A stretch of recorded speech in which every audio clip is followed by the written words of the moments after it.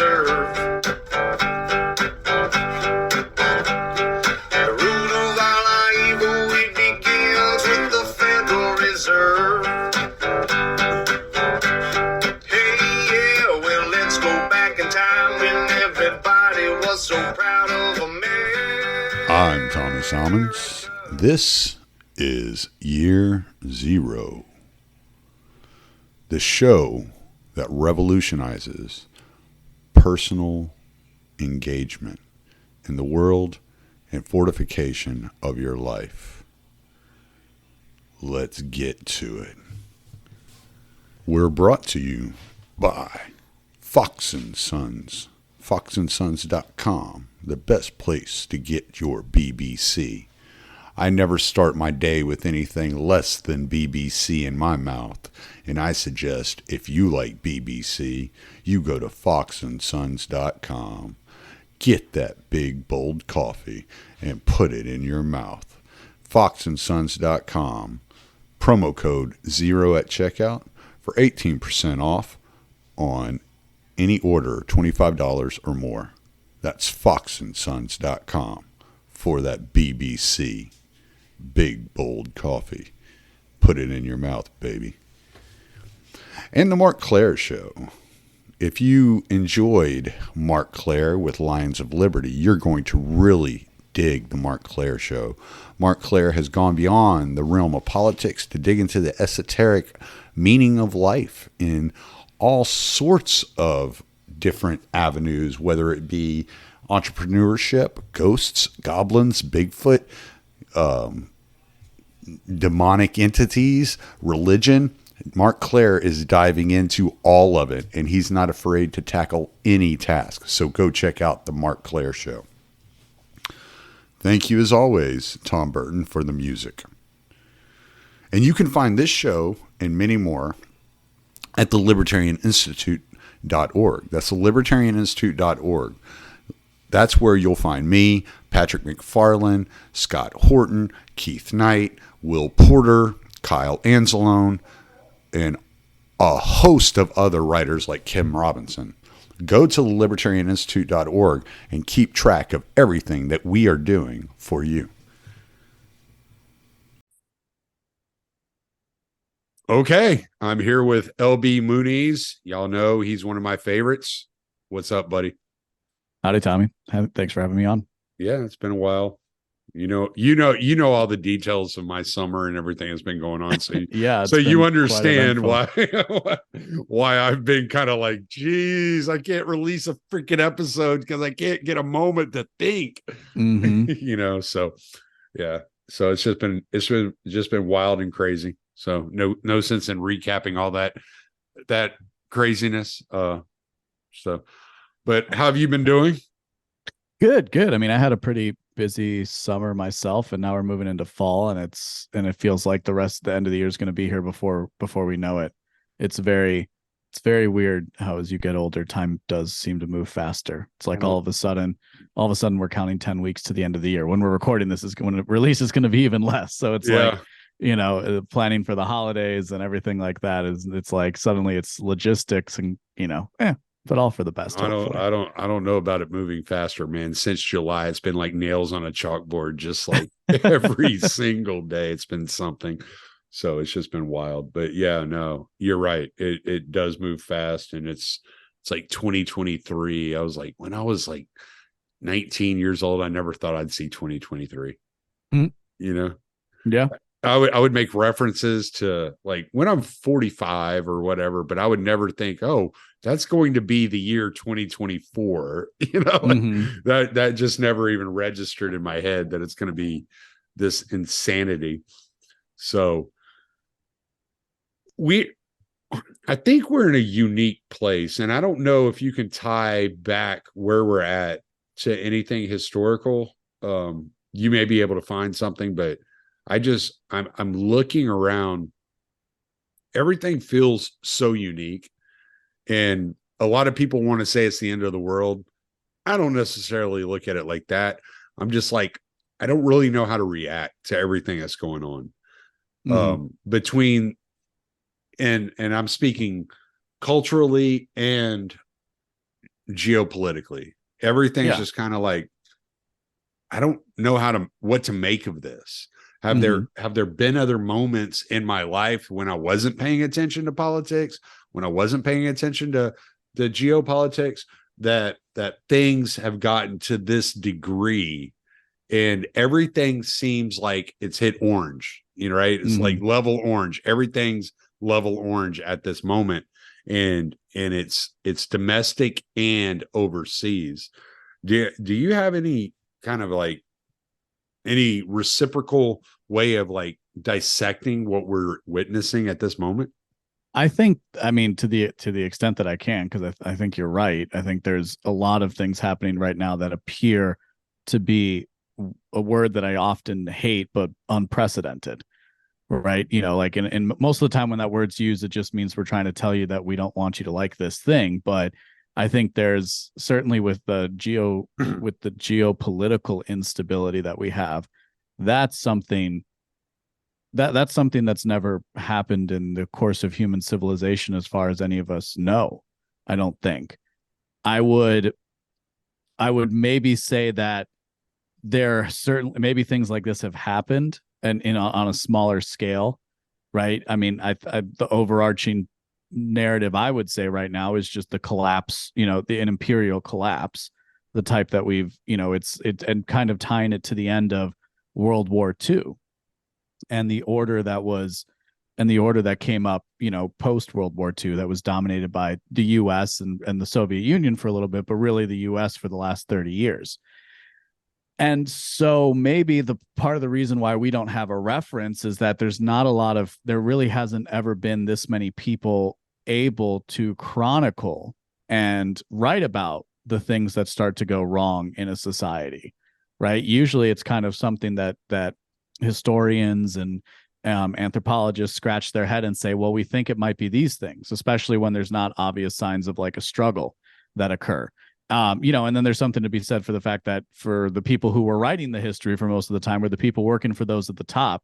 So again, we just have this unique lens into it where we can see everything happening at once. And that has, obviously I wouldn't even go so far as to say there's a benefit to that. It's just something that we have to take for granted for the time that we live in, because I think that's part of the reason why everything feels so accelerated as well is because what you can do with that deluge of information then is you can craft it into a narrative. And that's what the major sense-making organisms are doing to the population writ large. And so what's really strange about this time is what's really strange about where we find ourselves right now, like a couple of weeks into this new conflict between Israel and Palestine, that they're branding, interestingly enough, as Israel Hamas, right? Not IDF versus Hamas, but I would think your audience is smart enough to glean why that is interesting. But we're a couple weeks into this, and Well, expand on that, because I think I might fall into this trap too. Because I don't use IDF. I use Israel, and I use Israel in the colloquial as I'm talking about the government of Israel, right? yeah, It's like if somebody talks about America, or if I talk about America, a lot of times I'm talking about the government. I'm not talking about the people. And so I distinguish Hamas from the Palestinian people just because I'm talking in I guess maybe I'm being colloquial on one side and specific on the other.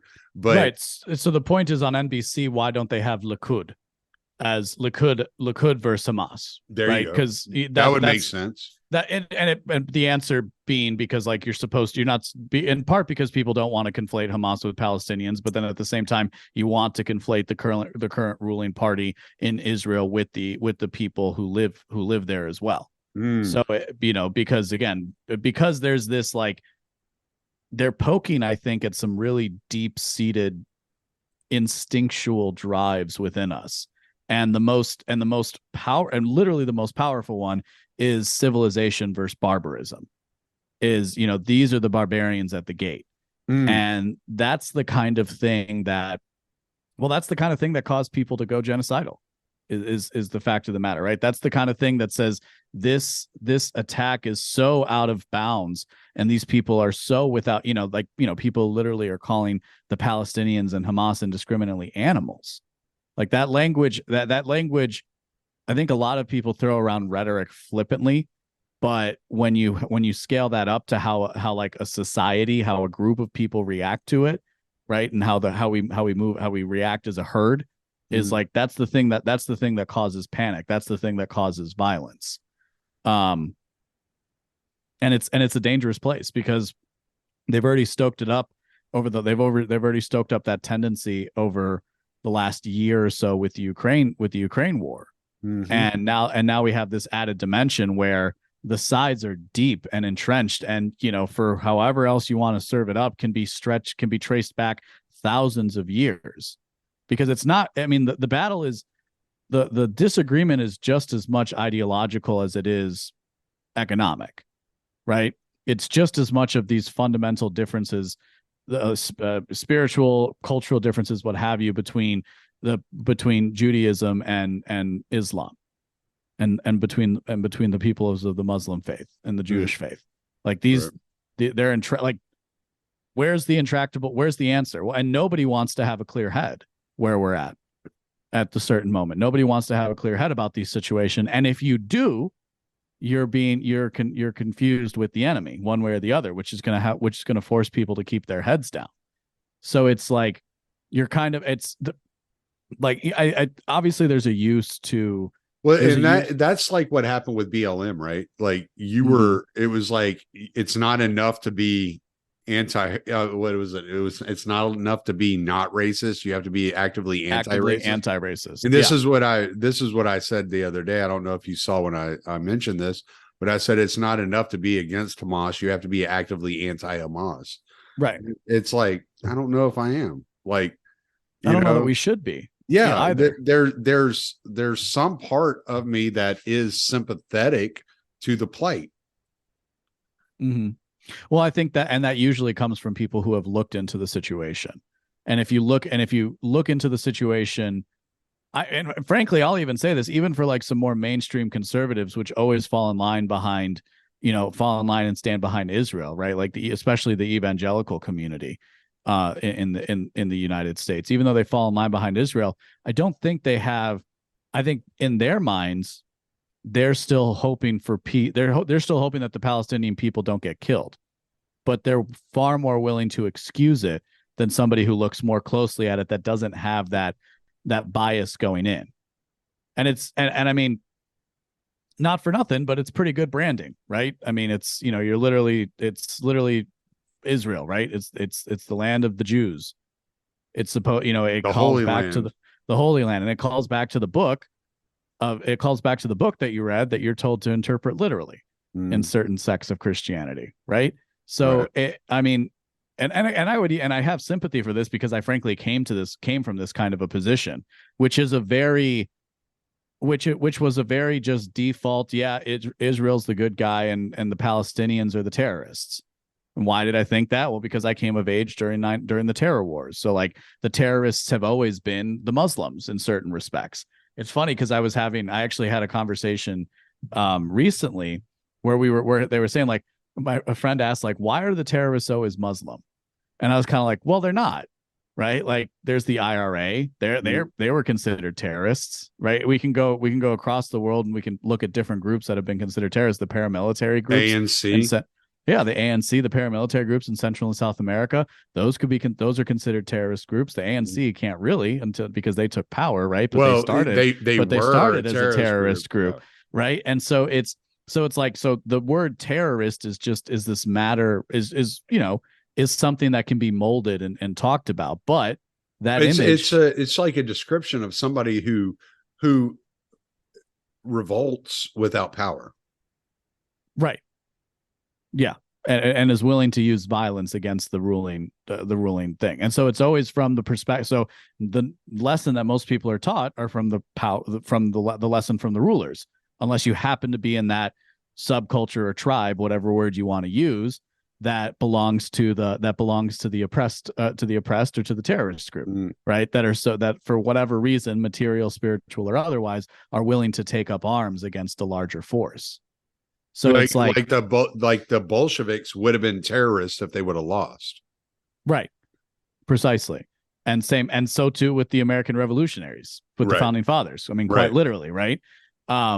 And so, like, you know, I think what I always found interesting about the whole Russia that now turned into the Ukraine war, this anti-Russian propaganda that the drum beats have been beating for, you know, the better part of a decade now, is how much at the beginning to me it was like, oh, well, clearly this has a lot to do with latent Cold War tendencies, right? It's very easy to conjure up a scary image in minds of people who lived through the Cold War, who lived with the Soviet Union being a potential nuclear threat, and for them to immediately, without question, turn against, not even turn against, fall in line behind the message that says Russia is our enemy, right? Because that already existed in their psychic memory, if you will. Right. Their imprint of who they saw as the enemy is and always was the Russians.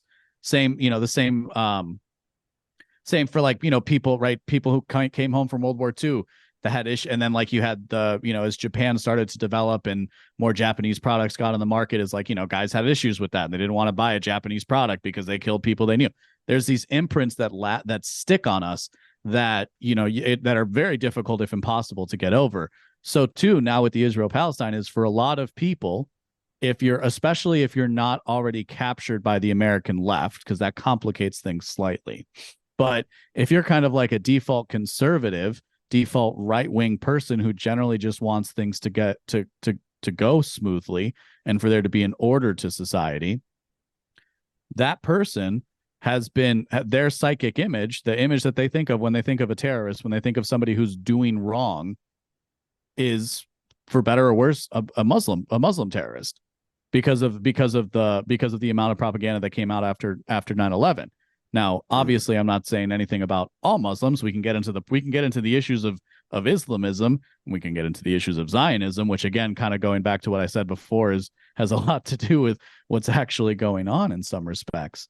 But for the average person, they see that, and then they see a developed society in Israel, and they see a primitive society in Palestine. And so why wouldn't they think that? And this is the thing I think that's missed in a lot of conversations, especially for people who are read into the subject, who have gone through and done research in one form or another, is like, it's very easy to forget how simple it is to just go with the herd on something like this, because it's not really something most people think about or care about. Right. And we've seen that play out in real time with these divisions that have kind of sprung, that have become very, very clear, that where there was some unity, some new alliances forming because of the war in Russia, Ukraine. And people were kind of like, well, this doesn't seem right. Now with Israel, Palestine, well, no, everybody, it's like a hard reset. I posted that on X. I tweeted that out, that it was like, you know, this is like the hard reset for the world, for like the American order, is this, because it's like everybody knows what side they have to go back to now. And that's dangerous. And I would say that's dangerous whether you come into the situation as more sympathetic to the Palestinians or sympathetic to the Israeli, or the Israeli people, right? Is the emotion, the ease at which you can engage in the emotional rhetoric around this subject is far too captivating for people, especially talking heads. Because, well, let me ask you this. I kind of, because I think we're seeing something that's different today than what we've seen in the past. Do you remember? Because I don't remember this at all, and I ran into this today, and I was like, "Wait, what?" Do you remember that there was a big Gazan attack on Israel in 2021? No, vaguely. No. Like, no, right? Not really. Yeah. It wasn't a big deal. How about 2014? I think that one maybe, I'm not like specifics, but I can remember like that being covered more in 2014. But I mean, again, like more just in a passing, like, oh, there was an attack today, you know, in Israel. I ran into a video today, and it was Ben Shapiro, And he was like, let me explain the history of Israel Palestine. And he went back to Moses, and I mean he started, and like most of what he says is biblically accurate, and it kind of like follows the Bible. And he talks about, you know, the destruction of the temple in 70 AD and all this stuff. He got into all that. It was an interesting video, but it wasn't until the end of it, whenever he mentions the attacks on Israel from Gaza in 2021, that I realized this video was 2 years old. At the very end of the video, I didn't even realize it was 2-year-old video. I thought it was something he put together here in the last week, you know, because of everything that's going on. So I was like, well, this is interesting. I don't remember hearing anything about this. Right. Yeah. And Russia didn't invade until 2022. As far as I was aware of, 2021 was peaceful. We withdrew troops from Afghanistan and nothing happened. And everything was good and everything was peaceful. And so, but I remember the rhetoric after the Russian invasion into Ukraine, that the rhetoric changed from talking about a unilateral world to a multilateral world, right? And that there were now multiple countries at odds with each other that were world powers, and that the world has changed. And I'm wondering how much of what we're hearing today is a delusion in American bureaucracy clinging on to power, world power, that is no longer available to them. I would agree with that. I think that's a lot of what we're seeing in the collapse. And I don't think, you know, your Republican would go and say, well, this is Biden's fault. We had strength under Trump.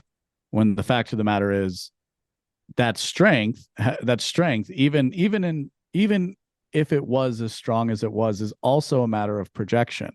It's also a matter of belief, right? Like the belief that America was going to be there to stop these kinds of things means a lot less now than it did at the beginning of the 21st century. And there's a real sense in which that for whatever reason, or rather to say that there's many reasons, is we can't actually finish these fights in the way that we've taken them on. And we can't even maintain diplomatic control over these kinds of situations. And, you know, Ukraine, Russia is a great example. Or if you prefer, that we maybe antagonize these international situations because we misread how others perceive us. And I don't know how much of the people. A good point on that. I'm sorry to interrupt you, but a good point on that is I interviewed Kyle Anselin last night, and his article yesterday for the Libertarian Institute was that American positions in Iraq were getting attacked by drones. Recently? Yeah, yesterday, day before yesterday. Yeah, as soon as this whole Israeli Hamas thing kicked off, then and the aircraft carriers were sent in. Biden was planning his tour over there to meet with Benjamin Netanyahu. Suddenly, like I don't know if it was, he doesn't know which group it was. He gave credit to, I think it was Khabib Hezbollah, which is a separate group than Hezbollah in Lebanon. It's another Hezbollah group. There's several Hezbollah groups in the Middle East. And so it was one of the smaller Hezbollah groups actually sent drones to attack Americans on a base in Iraq that Americans are still on. And 2 of them were intercepted, and I think one of them actually killed a contractor. Oh, wow. Yeah. Well, and that's similar to what Ukraine did to the Kremlin, right? Or St. Petersburg or whatever. They use basic drones for these kinds of attacks as well. I mean, obviously, the only thing I would say to that is it certainly would be the case that with all the focus on Israel, is that more of that intelligence gathering isn't going to work for people who are in the field, right? For the guys that are downrange, and so that's obviously dangerous for any of the soldiers and and Marines who are still stationed overseas. And I'm thinking that it's like it's a reflective of the way that America's looked at. Yeah. Well, and there's like, a lot of people, right, when something big like this happens, is you kind of talk to your friends that aren't in the news junkie circles, right? They're not people. They're people who listen, but like they probably listen to like Ben Shapiro on a regular basis, or like one of the standard, like, or just get their news from like clips, like BBC clips or New York Times clips from Instagram or something like that. And those people, they call and they're kind of like, yeah, man, this is crazy. And it's like, my reaction, and the first thing that I tell people when I've talked to them about this is like, yeah, the thing for me is just how predictable all of this was. Like, did Hamas do attack against Israel? Okay, well, it's time. I guess it was bound to happen at some point, right? It's not like, and same thing, and the same kind of thing with frankly, with the Ukraine Russia situation is like, these things are pretty predictable for people who are looking closely at it. The difference is the people close to it are either delusional or nefarious, I guess, in some respects, because i.e., like, why wouldn't we try to negotiate with the Russians, and why wouldn't we use all of our diplomatic might to stop a conflict after it started, right? Why would we always like play piddlyfoot about the idea of whether or not Ukraine was going to join NATO? Why would we send senators over in 2014 during the election and the coup that occurred over there, the popular uprising, depending on what your flavor is. Right. And for a lot of people, these are questions they've never contended with before. What they see are dead babies and dead children and people and concert goers being terrified. Right. But because the cult of American democracy is so strong, right, there's a ready-made track for you to go down. Right. Either you double down on the oppressor narrative because you stand with oppressed people, and you look at you think that Israelis are the baddies, or you stand on the side of civilization, right? And you stand with Israel because the Palestinian and Hamas are the baddies. So it's like there's already a track for you to go down. There's already a way. There's already a place for you to put your feelings, and people double down on that. And it's like, and that's the exact wrong thing to do. And anybody who's gone through like military training or any kind of survival training or critical, what do they call that stuff, like emergency situation training, or just anybody who's read a good spy novel, right, is like, that's the last thing you need to do in times of true chaos. The last thing you should do is panic. So it says a lot about how like the herd of humanity is that they want to, that the energy has to go somewhere, right? Here's something that's being put in your face that you can't escape no matter what you do. I mean, it's even been tough for me because frankly, I don't want to be in on this kind of stuff all day. And it's all anybody's talking about. Like even in the comedy sphere, right? People are talking about this story because it's so encompassing for it is. And like, we could break down, like, isn't that kind of interesting though, that this one place can spark all of this controversy, can spark all of this rhetoric, all of this worry about war, right? Like, what is it about this place? And I mean, I think there's a few answers to that, but the thing I've tried to keep in my mind this whole time is, like I said, is to try, if people are willing to walk that path of saying this was predictable. Like, yeah, you might think that the Hamas is brutal, and they absolutely are. Yeah, you can say it's horrible and say it's predictable all at the same time. I mean, precisely. But people prefer to think it's random, right? From the standpoint of, well, then because if it wasn't random, if this was predictable, then you have to ask yourself a question, which a lot of us have been asking, and I think we people should continue to ask, which is, why was there such a failure? Why was there such a failure that Hamas was so successful, right? Why was it? It's not like they don't know when the holidays are. I've talked about this a lot. All right.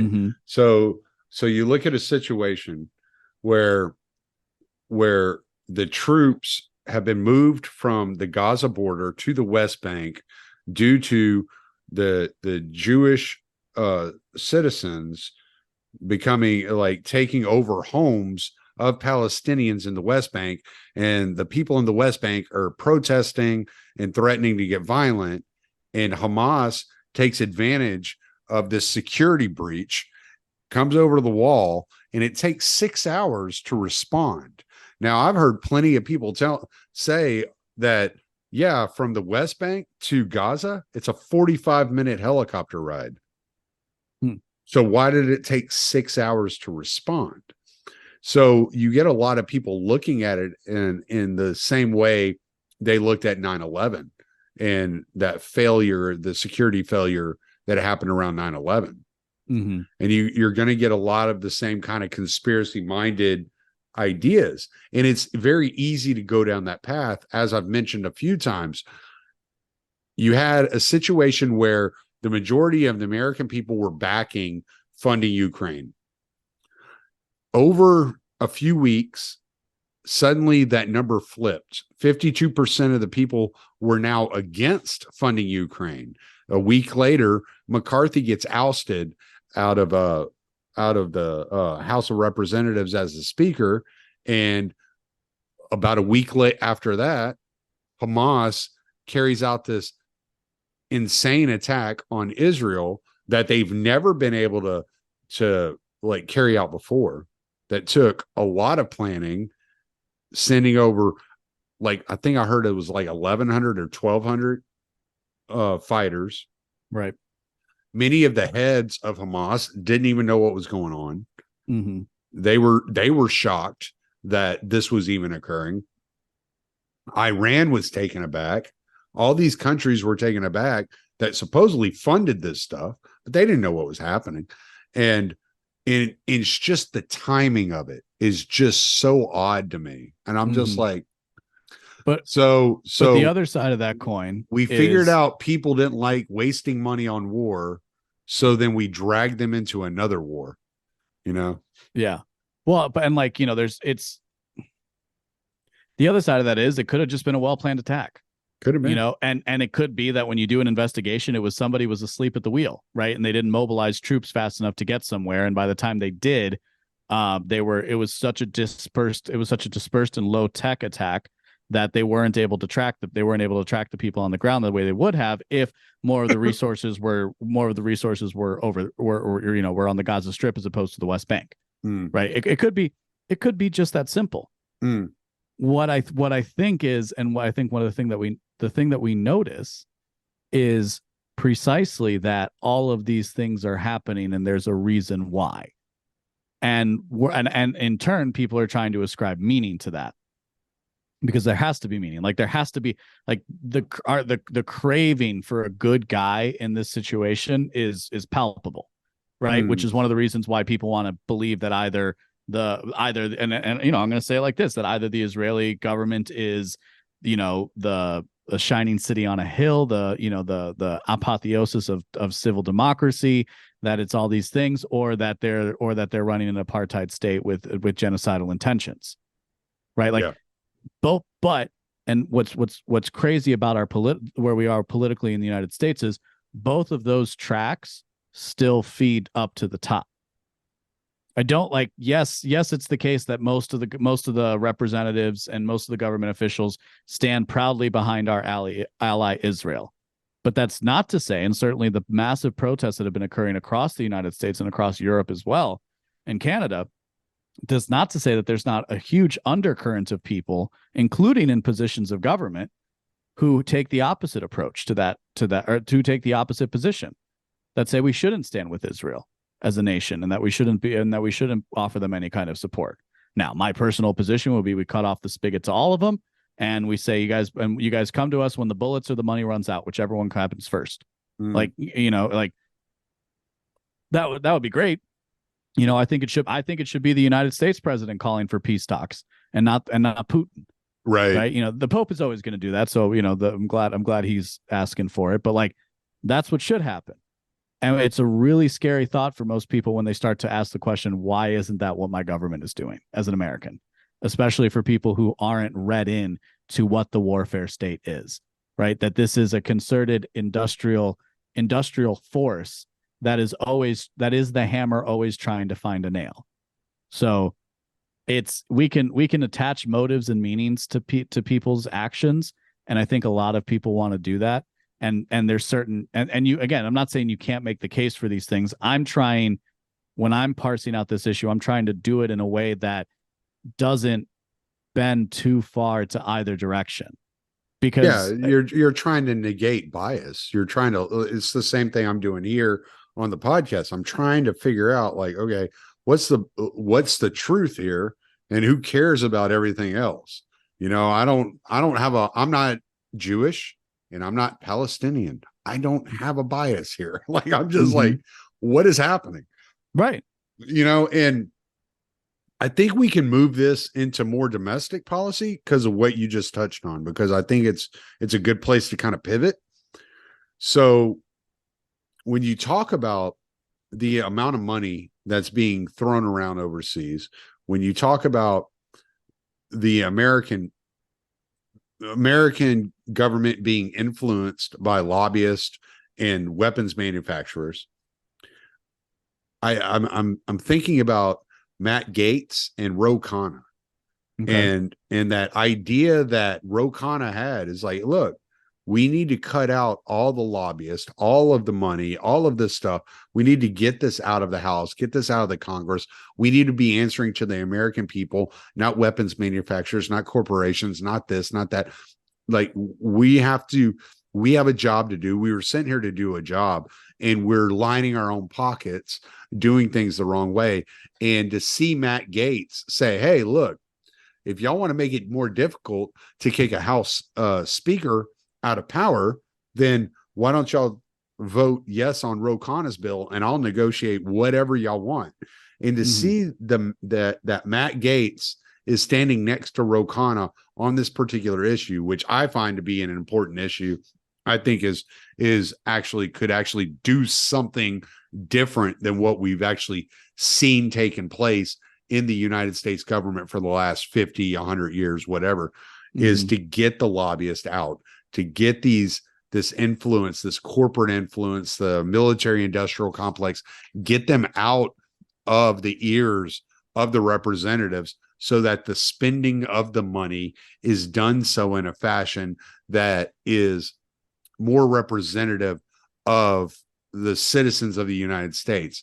That's not to say they'll be more responsible, but that's at least to say that money, instead of flowing overseas to Ukraine or to Israel or to Jordan or to Pakistan or wherever, Saudi Arabia, that money is going to Hawaii to help them with the fires or whatever. I would, as much as I am against that kind of spending, I would actually accept it if that money were going to help hurricane victims or victims of a massive fire like happened in Maui, or that happens in California almost every year.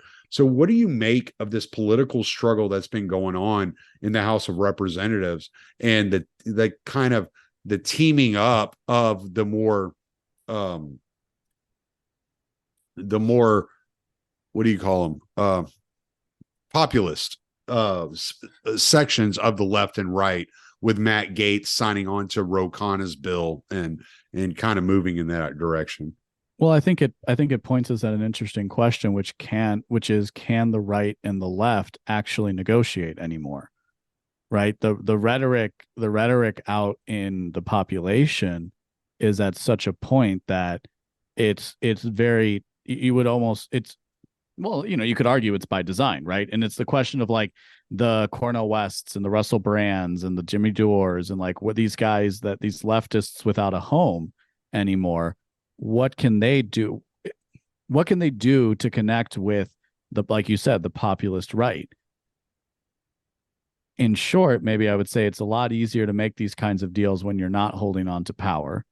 I don't think you can actually remove the lob. I think you can do your best, but there'll still be ways of, people with millions of dollars to spend will figure out ways to influence lawmakers, right? So we'll throw that to the side. Right. But it is interesting from two standpoints. One is the media landscape as it exists, right? Because all of these kinds of moves are done in the open. And we're in this weird part of politics where, for good reason, the Republicans have felt like they've been burned so many times that anytime you reach a hand across the aisle, it's seen as a betrayal. Now, I would speaking candidly, I think it's good politicking on Gaetz and what's the other guy's name again? Ro Khanna. Ro Khanna. Yeah. Wow, I was completely off. That's all right. that, I knew but who that you were Gates, talking about. but that Gates and Khan, that, you know, like it's good politicking on their part. I mean, it's the kind of thing that you would expect to see in a functioning democracy. So it's fascinating from the standpoint of the major media institutions, how it's seen as a danger, right? And there's Well, and something to not be only that, I'm sorry, just real quick aside. Did you see when Gates gave his speech in front of the House and he was talking about the amount of money that was flowing in and into the PACs, and that he was like, "I'm happy to that my political career lives off of an average donation of $30 per donation, while all of y'all are taking millions of dollars from corporations and this, that, and the other." The entire Democrats and Republicans all started booing him. right. Yeah. You Because know? nobody likes to have egg on their face, or to see the monster they've become. Yeah. Because most of those people promised that they were going to, you know, be for the little person, right? That's how they got elected. And then, you know, for one reason or another, that tends to not remain the case. It's the kind of thing that what is now, the Senate is a whole nother monster. However, if there is a real shakeup in the House and we remove, like, I think like the Hastert rule was probably a mistake for the functioning of democracy. Not that I'm a particular fan of democracy, but, you know, I'm also not a fan of living through a collapse of a government. Yeah. Right? Like I'm not too keen on the idea. So I'll take what I have in front of me. Yeah. It's But, almost like our choices right now are a corporatocracy or a democracy. And it's like, all right, well, let's move to the lesser of two evils at this moment.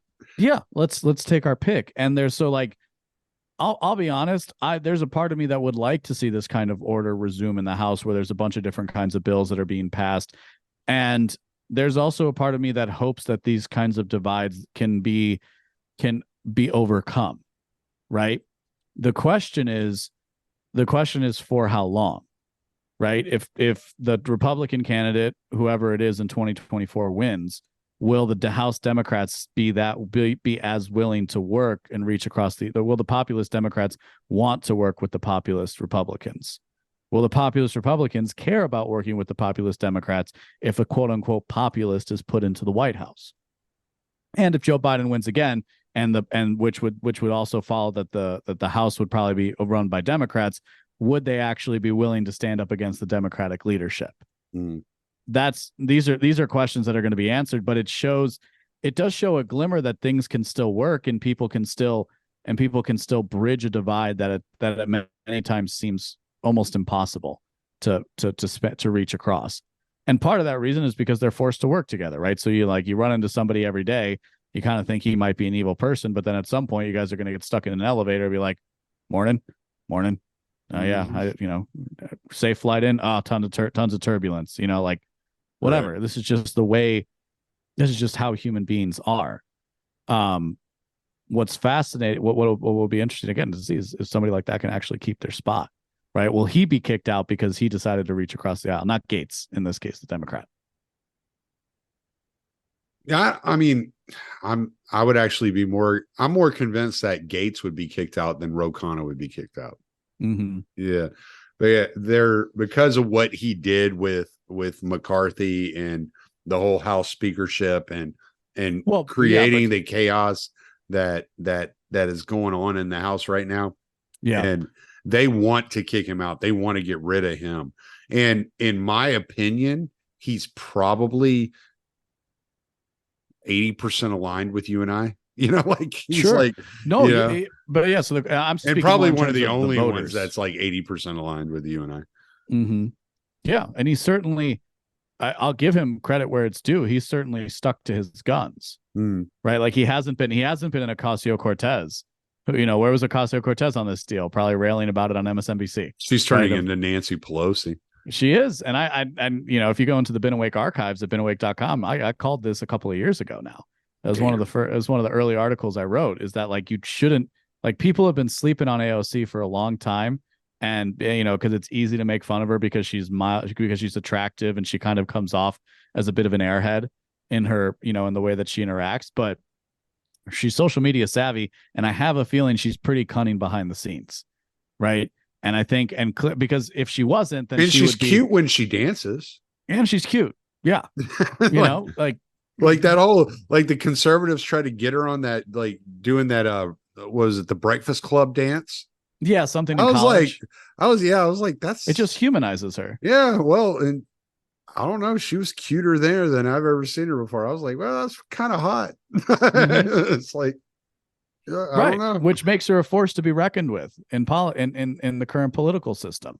I think there's an element of that too, that exists sometimes, where it's like, yeah, okay, you might have the general rule of thumb that men should be in politics versus women, but you'd be a fool to not think that women can be just as conniving and cunning as a man can, especially in these sorts of situations, right?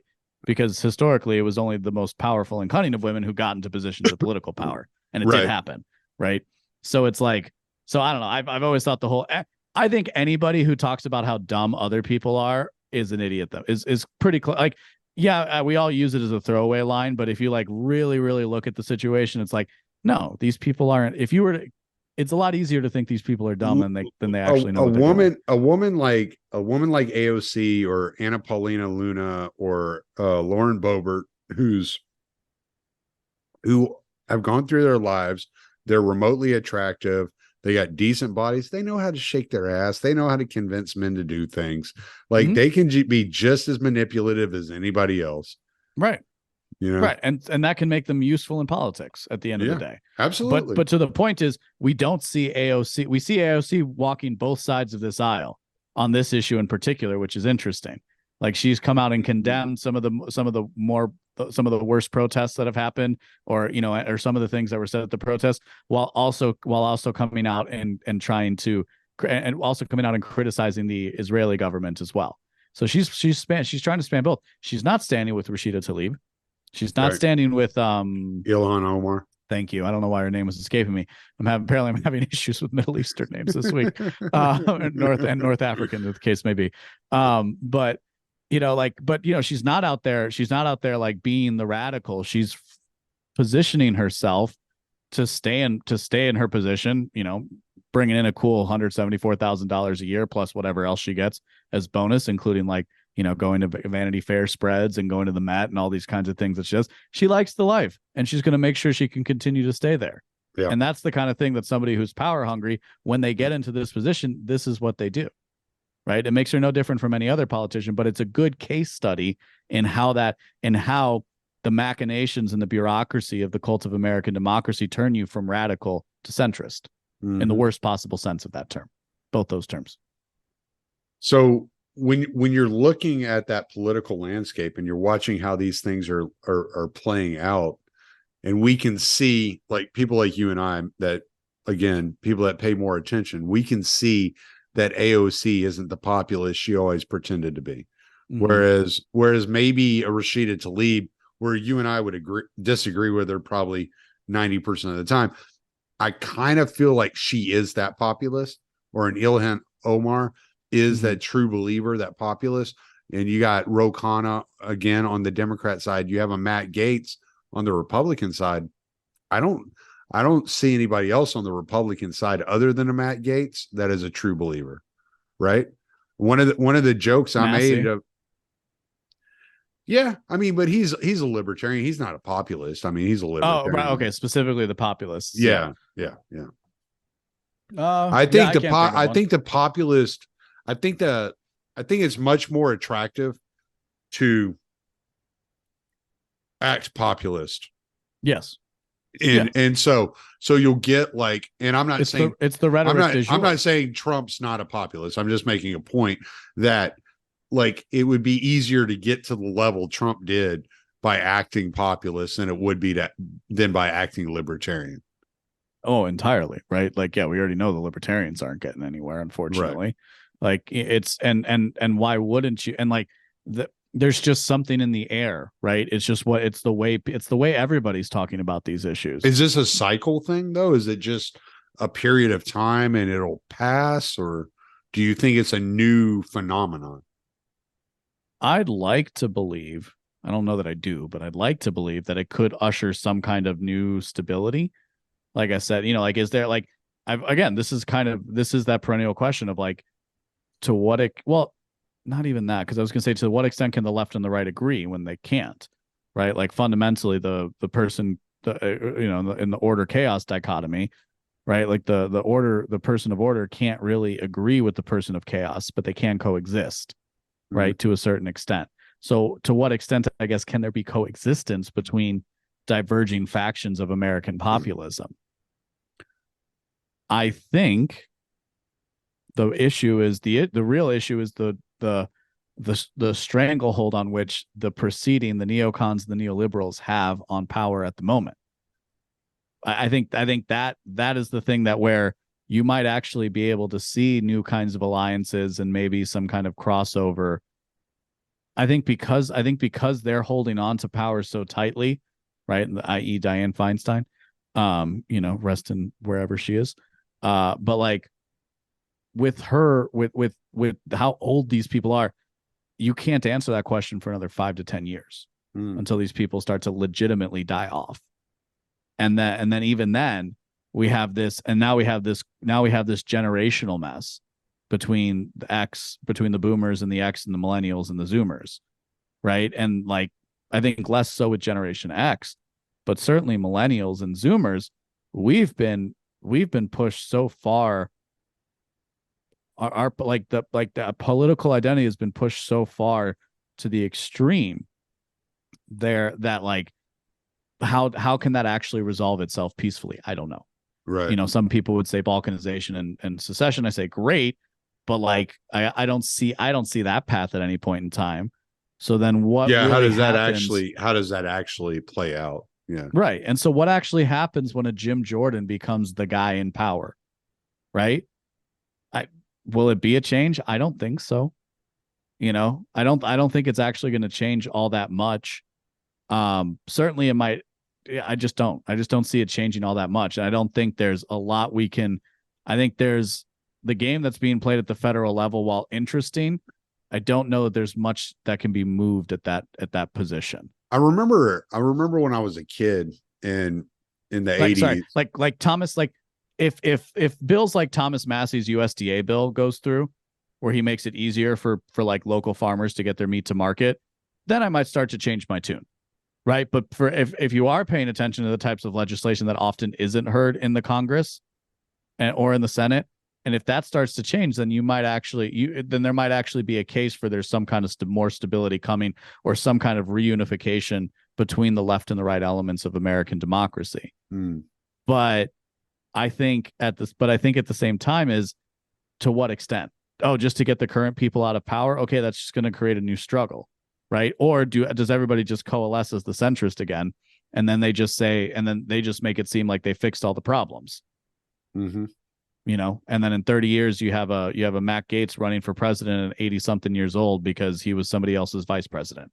Could be that's the cycle. You know what I mean? Right. Yeah. Is like, I think I think the populist sentiment is there, but it's clearly something that comes in waves. Like maybe it's not a cycle, maybe it's just a wave, maybe it's just a tide thing, and the tide is higher right now. So that means the tide is going to recede at some point. So it's like, I don't know is the truth of the matter. And I'm very comfortable in that position. And I think it's important that people realize that even the people who say they know, they don't know either. Yeah. Because to the point of the world is so chaotic, that you don't know what's going to happen next. Well, and people are unpredictable. By the time this is released, there could have been a major bombing campaign in Gaza, and it could already be done because they just decided to wipe the people out. Yeah. I don't think that's an unfounded concern for where we are right now. No, I think a lot of people concern. feel it. Yeah. One of the things I've said on the last, because I released an episode with David DeCamp, and then I released an episode with Kyle Anzalone. Both of them I felt were time sensitive, so I released the day I recorded.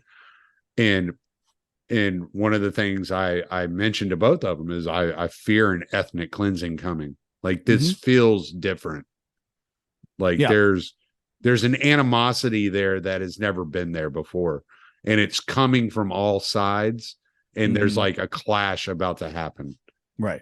Well, and in the absence, power, as they say, abhors a vacuum. So if we are correct, if the American empire is on the decline, that leaves a power vacuum, which means a lot of people are going to sit around the world and say, again, take ideology out of the equation. This is just the philosophy of incentive here, right? Like we're just examining the choices in front of people. Is like, okay, I'm Vladimir Putin. I've sat through how many presidents? 5.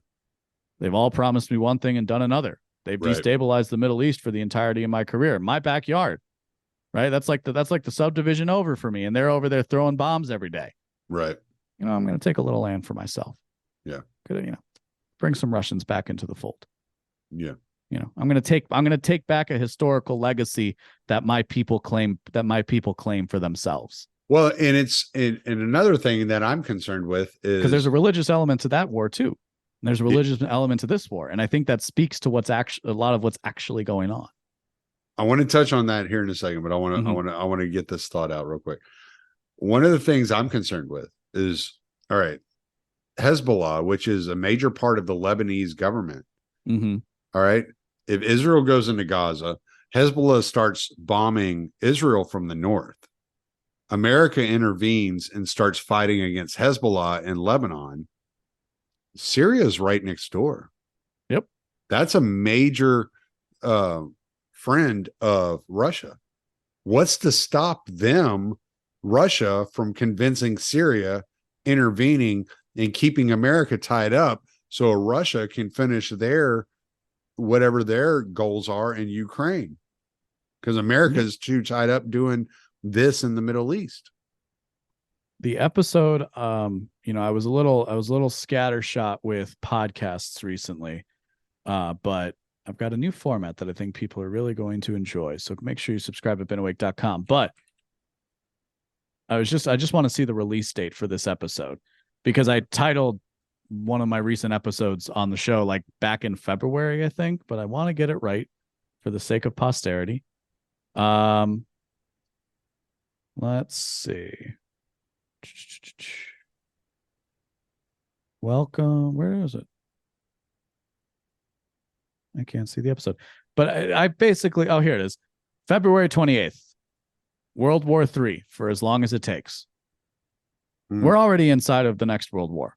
When historians write about this in the future, they're going to talk about this time, because we've reached such a sophistication in human civilization that while kinetic wars are now breaking out, that's not the only avenue of warfare, and that's not the only metric of success. So the information war, the economic war, whatever vein you want to put it, whatever, the spirit, and we'll just stick in the material, and then we'll move into the spiritual. But like all these various material factors and various ways in which we can that governments can wage war, or paramilitary organizations, as the case may be, we're in the thick of it now.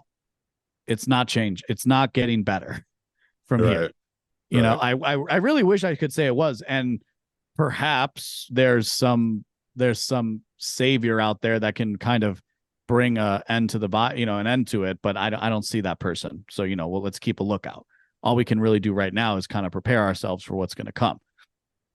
But we're already in the midst of the Third World War. It's just not going to look like the last two, because why would it? There's no real because World War II was just a fault of World War I, right, with the Treaty of Versailles. And in some respects, if it ends up being Israel-Palestine that drives it all apart, has a lot to do with the ending of World War II too.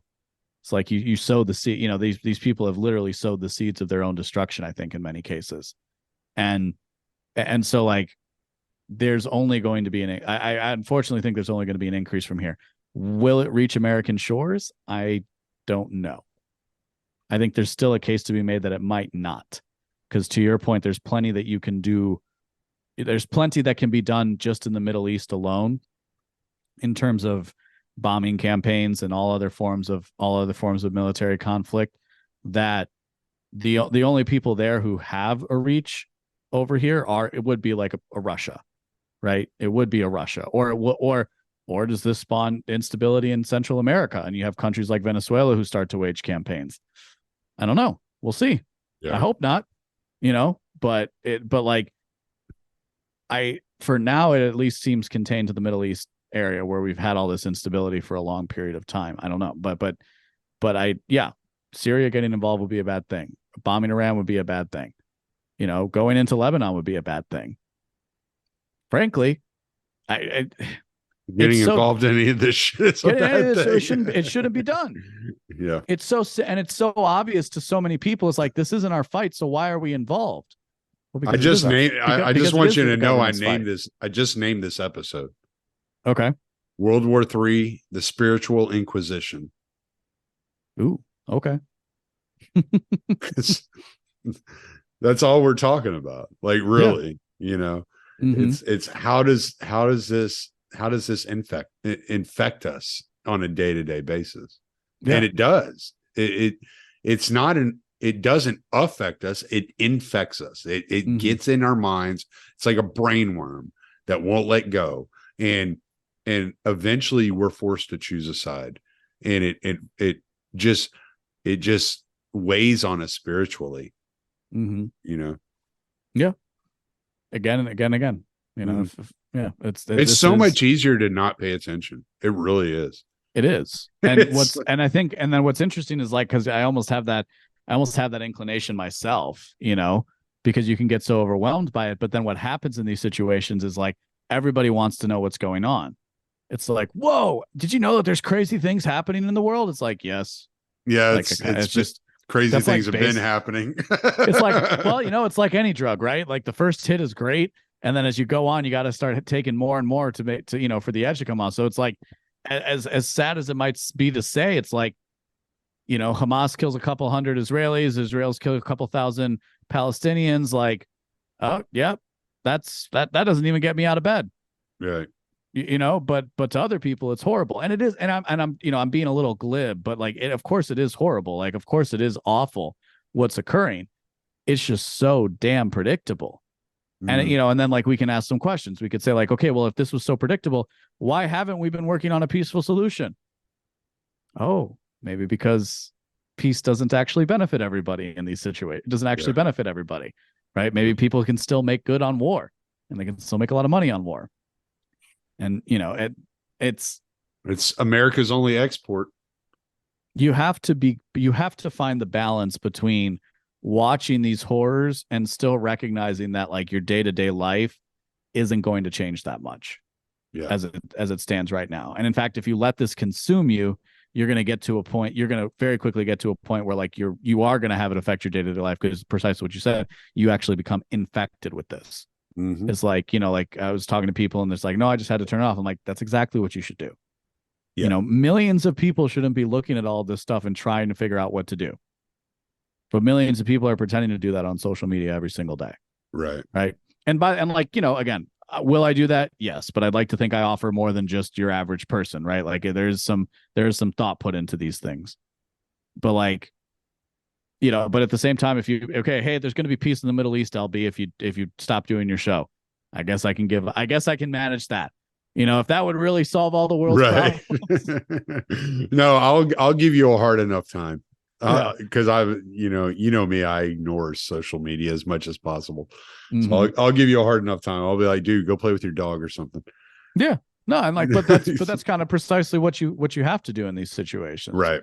Is like, and it's, I think, again, but I think one of the reasons why people are so scared is because, again, they realize that this might be closer. This is getting closer and closer to that line that gives the warmongers justification for mongering war. And everybody feels it.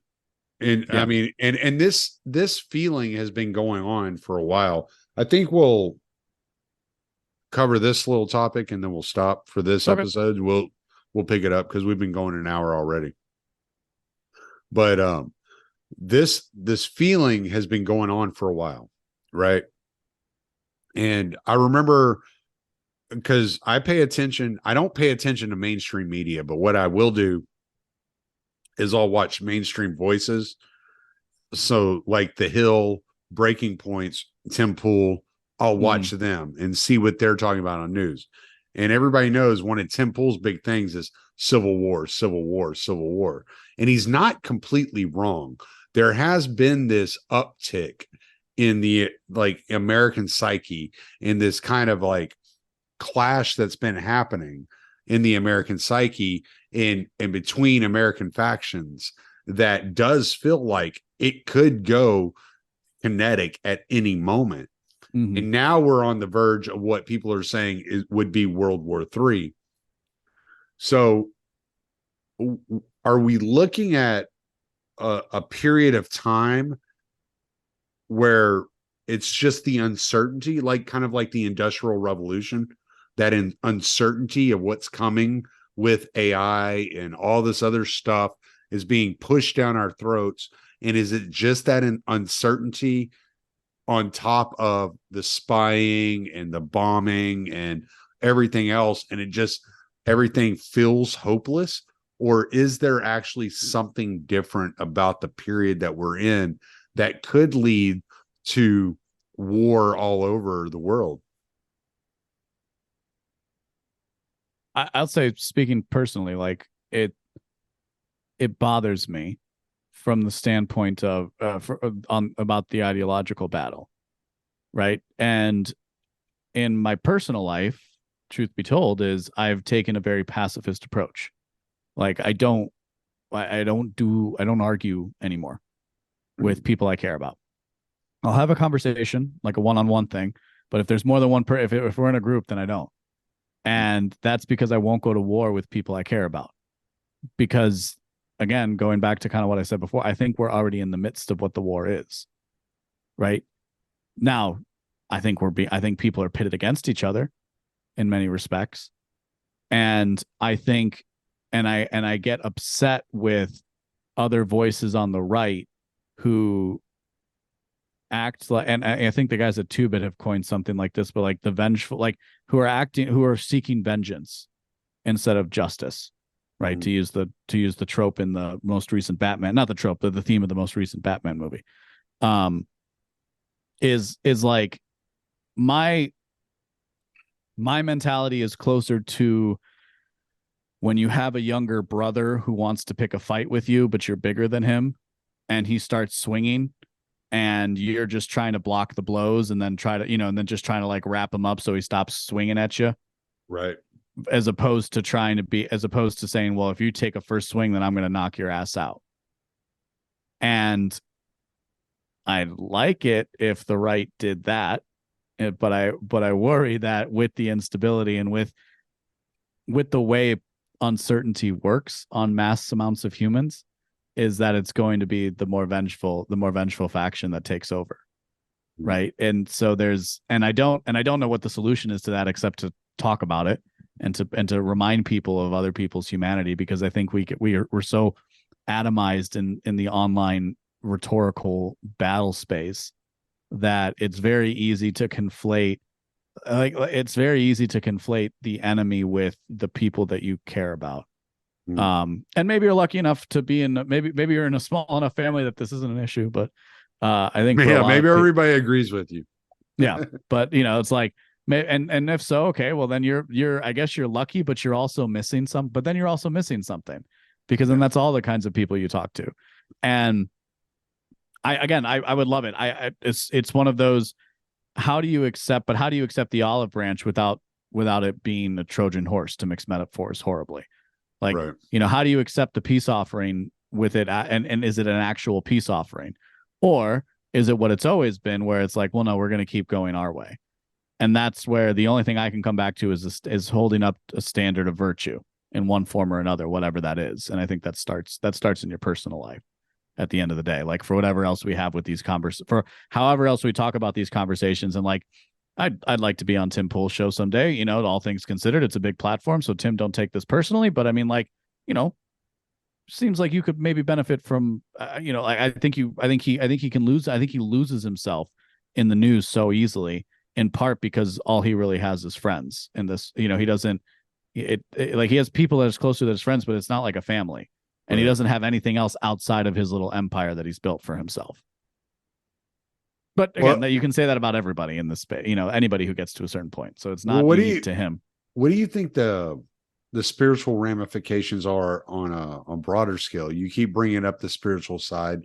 We haven't touched on it too much, but like, what do you think the spiritual ramifications are and how that's contributing to the period that we're in? I think it comes from, I think if we're really going to try and tie this with a bow, it comes from the lack of spiritual authority from the West. Because the West has either, depending on what position you want to take, somewhere between the void of spiritual authority and that we don't believe it exists to embracing actual evil, right? It's somewhere on that spectrum, but it's not actually falling in line with. I'm just going to interpret this. LB is Mhm. saying freedom of religion was a bad idea. No, I'm just playing. I'm just playing. But yeah, kind of. And it's not that freedom of religion was a bad idea. It's that freedom of religion was originally put in a context between various Protestant sects that didn't really have any sort of disagreement with each other. Right? Like that I think there should be, even in like, I don't deal in ideals anymore, but like, Right. even if I was able to reconstruct society tomorrow, let's say, I would still allow for a large latitude of religious tolerance, because the best cities of human history have allowed for religious tolerance. It's one of the reasons why they got so great. It's one of the reasons why they were able to become the great trading hubs and the great cities of old, is because they allowed some degree of quote unquote religious freedom.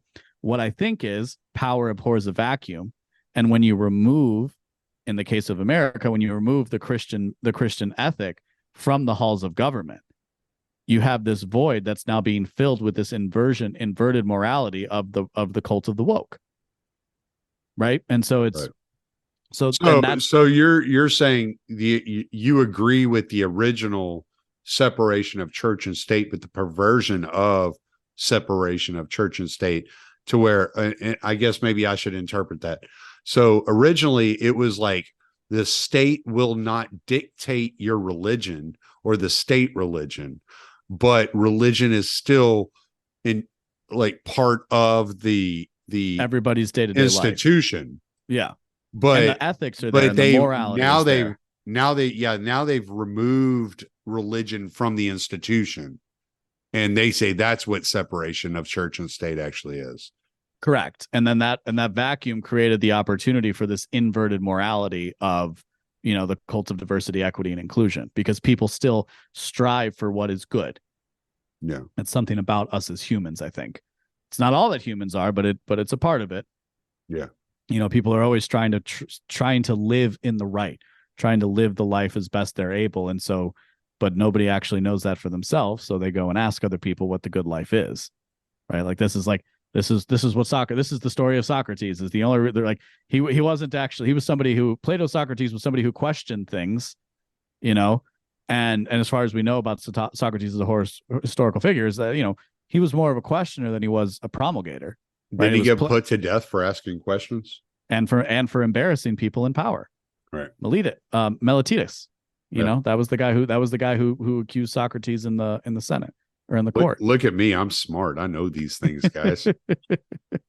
but again, to the point of, and what was he accused of doing? Subverting the gods, which really meant subverting the power that is. So now because of the lack of spiritual, like true spiritual moral center, because it's this false morality that's an inverted. It's not even false. It's inverted. Right. Quite literally, when we think about the whole trans phenomenon, this is all, and it's connected to the idea of queerness. Like, there's no reason not to think of queerness as a religion unto itself in queer studies, precisely because it came to us by the same mechanism that all theology came to us through. But there was no reason to stop pushing the limits, because there was no consequences for pushing the limits. Right. So correct. if you think, and just, I'm going to take kind of a more minor approach here. If you think about the first people who said the earth was round and were suggesting that the earth was round, got put to death for challenging the authorities on the subject of a flat earth. But now everybody believes the earth is round, and the people that suggest that the earth is flat, there's no repercussions. They're just like, okay, yeah, whatever. And you just kind of brush them off. Yeah, so because there's geometry. You can continue. Yeah, right. And you can continue, but you can continue. It's just proof that you can continue to push the limit. and there's no repercussion for pushing that limit. And so if you push that limit to the point where you're hurting people, abusing children, or doing these things, like there's no repercussion for it, because it's like, oh, it's science, it's just experimental, they're just trying to figure things out. And it's like, well, no, at some point somebody's getting hurt here. Well, and like and then there's also just the bias effect that occurs when you don't want to admit when you've done something horrible, especially if you've done something horrible to your children. Like that's, like people are going to double down on these ideas, not because they think they're true, but because of what they did when they believed them. Right. Like let's go back to the round. It's like a cognitive dissonance type of, let's go back to the round versus the flat earth. Right. When people were saying the earth was round, they had mathematical proofs on their side. And the only thing that the other people had was their authority and their power. Right. So when truth challenges authority, it's a problem. When a lie challenge, and now the opposite, okay, fine, come at me, flat earthers, I feel free. But like, the lie that the earth is flat is not actually a challenge to the truth, right? It's just something that's there. The fact that people believe it is of no consequence. Like, I don't particularly care whether the earth is flat or round, right? Much like Sherlock Holmes didn't care whether the earth was at the center of the solar system or not. The way I always looked at it was, it doesn't matter whether the earth is flat or round, you live as if it's flat. Sure. Yeah, right. Unless you're one of the few people that gets to fly into, up into the atmosphere, or like, or who navigate the earth and stuff like that. Yeah, exactly. So, but day to day, every person I know lives as if the earth is flat. They walk straight lines. It's just like, all right, whatever. Who cares? Like, what? And it's like, how does this affect me? But then you get these ideas that penetrate society that do affect you or your children, and you have that tolerance mentality about you, and you tolerate it because you're like, oh, it's just an idea. And then you see the repercussions, then you see the bad effects of it, and it's like, what do you do about that? And nobody's doing anything about that. And in part because, historically speaking, if you had a bad idea, you would end up dying throughout most of human history, right? These are the problems that have arisen post-industrial revolution and now post-information revolution, if we want to put it like that. Yeah. Like, these are issues that we've been removed from the Darwinian constraints. And so there's been more and more people who, just to speak frankly, would have died off in the past, don't today. Right. Childhood mortality was close to 50%. That's not, if a woman even made it through multiple childbirths, like, everything has, but like I said, like, chaos and order can't necessarily agree, but they can coexist. Right. And some people would argue, well, that in turn is order itself. Well, it's like, I would say it's more like chaos and order can only be understood in terms of its opposite. Like, you only know order if you've seen chaos. And you only can see chaos if you've known order. Right. So like, these things they're locked in a dance. They're locked in a dance themselves, the same way day and night is. This natural, same way men and women are. These natural dichotomies that our brains have arguably evolved to understand. And then to go back to what we're talking about with the spiritual element to these things is, I think you can say, especially with how rich we are, and like with the internet, it's like, ideas themselves are spirits almost. You could argue, right? Like, what else is a spirit? But like, it's disembodied. It has a force unto itself. It can exert its will on. It can exert a will on people. And like, there's this like weird thing now where like, it's like people don't have ideas. Ideas have people. It's that kind of, it's along the same line of that thing of like, and like, we see that with like the way people, like the way young girls are developing Tourette syndrome just by watching TikTok videos. Wait, right? Like, this is a thing. Oh, wow. Yeah, because and I can speak to this a little bit, because I had a friend, when growing up, and like, there was a moment where he kind of developed a weird twitch, like nothing crazy. I think, he kind of developed a twitch where he would kind of like jut his like kind of, I'm doing it on the screen right now, but like he would just kind of like jut his chin up a little bit. And it was a thing that we would spend a lot of time together. And at some point I started adopting it myself, right? The same way in which we adopt the same, we end up with, like, you know, every single subgroup kind of has its, every single like hang group of friends has their own code and inside jokes and things like that. And like this power can be wielded by this power can be wielded by like the social media companies, by influencers, by governments. And that's just as much of a spiritual battle as the maybe more formalistic one, which is talking about the forces of good versus evil. And I think there's a lot of people fighting on the side of good. Unfortunately, there's a lot of people fighting on the side of evil, and then there's a lot more people who are neutral that are stuck in the orbit of bad ideas. Yeah, a lot of times evil is a little more persuasive than good because it's an easier path in a lot of instances. Mm-hmm. Yeah, and especially in a chaotic time, is you don't have to stand against the tide, and that's one of the most dangerous things to do as a herd animal, is to stand against the herd. Right? Yeah. No, and I feel that definitely because, you know, with doing this podcast and I wouldn't say running with the group I run with, but at the same time, having the friends I have and knowing the people I know, that if I want to get up for a promotion, I always have to think, like, what are they going to find? Like, what are they going to look at? What are they going to find? You know, like maybe they're not going to like what they see, you know? Yeah. So that's one of the reasons why I published anonymously, you know, is to kind of give myself a little separation from that. Yeah, well, your face is going to be all over this. Oh yeah, I mean, like, you know, it's a very thin veil. It's one of the, like, if somebody really wants to look into me, they can figure it out. Like, it would not take very long as well. It would not take very long at all. But like, but it's still like it. But it's kind of like what I was going back to is like, I'm from a very large family, and there's people of all different types of persuasion. And I know out of context, if you were to jump headlong into some of the conversations that I've had, they might look at me a different way as a result. Right. And that's unfortunate, you know, but that's just the world that we live in.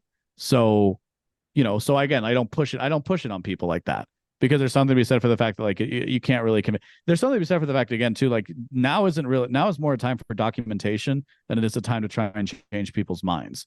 And I know a lot of people are out there trying to change people's minds, and I can respect that, but I don't think it's going to happen. Like I didn't change my position on the Israel-Palestine conflict in the midst of one of the attacks, you know, and that's sad, but that's just the way human beings are.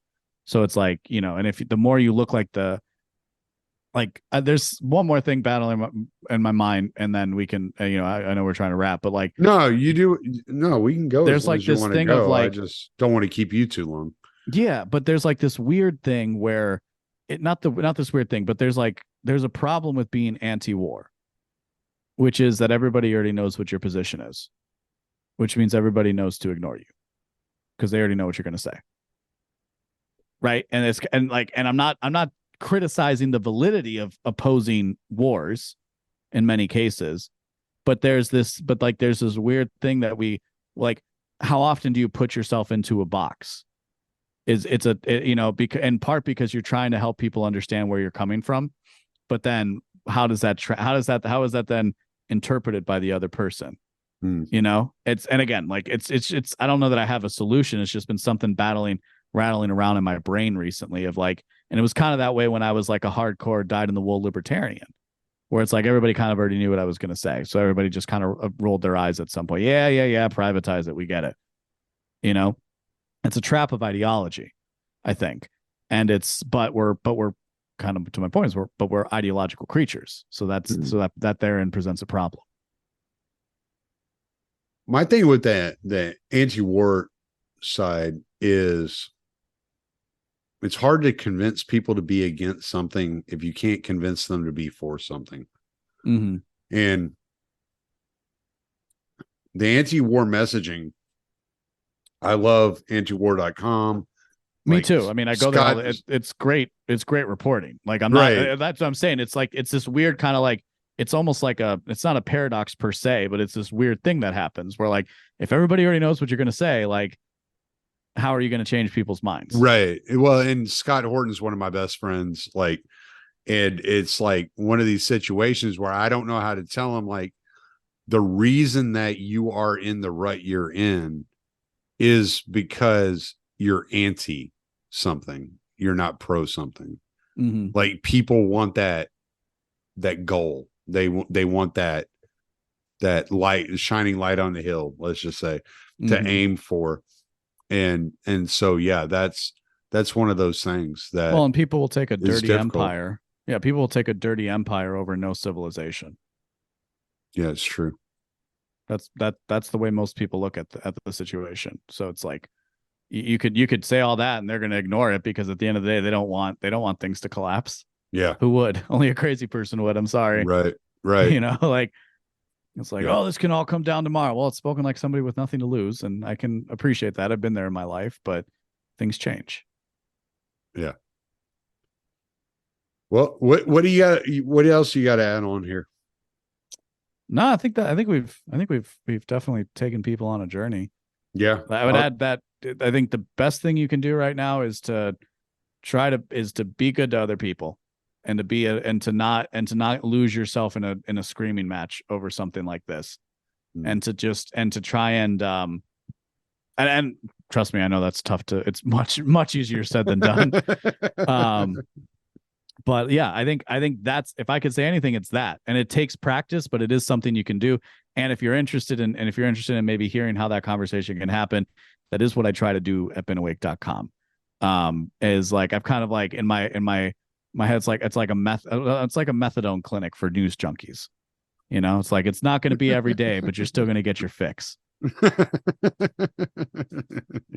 They couldn't afford you.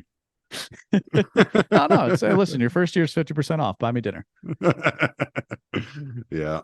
Well, I really appreciate you being on, man. And I'll probably go back, and I'm thinking I should go back and listen to this episode, because I know there were moments where we were chatting that there were questions that popped up and I didn't turn around and write them down when I should have.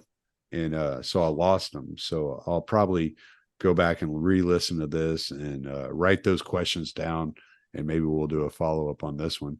But cool. Anytime. But you're always a pleasure to have on, man. It's always a lot of fun. So beenawake.com is where you can find this genius motherfucker. He always delivers. Every time I have him on, he delivers a line that I just can't let go of. Like, when the Ukraine war started, I'll never forget that freaking line. Yeah, you think the United States isn't worried about borders, but look at the borders they're looking to protect. And I was like, oh shit. Okay. Yeah, that makes sense. You know? Mm-hmm. And so you always deliver that kind of material, and I really appreciate you coming on whenever I ask you to, even though I reschedule like 5,000 times this last time. Yeah, I did too. So yeah, it's all right. It happens. All right. But I'm going to stop the recording, and we're going to get this published up in a couple of weeks.